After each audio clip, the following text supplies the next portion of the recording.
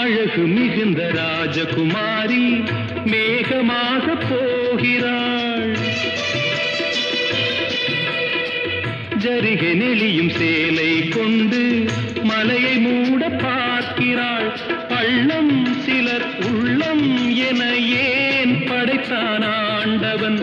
பட்டம் பெற தேடுகின்றேன், எங்கே அந்த நாயகன்? மலையின் காட்சி இறைவன் ஆட்சி. செந்தாழம் பூவில் வந்தாடும் தென்றல் என் மீது மோதுதம்மா.